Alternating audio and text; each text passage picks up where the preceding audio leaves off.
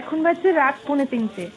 আমি তোমাদের সবাইকে বলেছিলাম আমি একটা গার্মেন্টসের ব্যবসা করি, আমার হাজব্যান্ড আর আমি একসাথে। তা দেখো আমরা সারা রাত থেকে, যেহেতু সামনে পুজো, তাই যে মাল তুলে এনে দেখো আমাদের মতো অনেকে যারা গার্মেন্টসের ব্যবসা করে দেখো এখন শুয়ে আছে। আমরা শুয়ে নেই, আমরা ওয়েট করছি ফার্স্ট ট্রেন আসা, তারপরে যাব। টোটালি এক্সস্টেড, আর ভালো লাগছে না। তার মধ্যে সেই ক্লিপটা নেওয়া হয়নি, হঠাৎ আবার বৃষ্টি শুরু হলে এই মাল নিয়ে সারাক্ষণ গা হাত পা প্রচণ্ড ব্যথা। ওয়েট করছি ট্রেনের জন্য, ট্রেন আসবে, আমি বাড়ির উদ্দেশ্যে রওনা দেব। তো অনেকে আমার রিল নিয়ে অনেক কমেন্টস করে, আমি শুধু রিল বানাই না, এইসব কাজ আমাকে সমস্ত কিছু করে তারপরে আমাকে রিলটা বানাতে হয়, বুঝলে। অনেক অপেক্ষা করার পর অ্যাট লাস্ট ট্রেনটা এলো, ফার্স্ট ট্রেন, তাও আবার হাফ অ্যান আওয়ার লেট। বুঝতেই পারছো এই এখন সবাই এক্সস্টেড, যারা যারা গেছিলো প্রত্যেকে এক্সস্টেড, আমরাও এক্সস্টেড।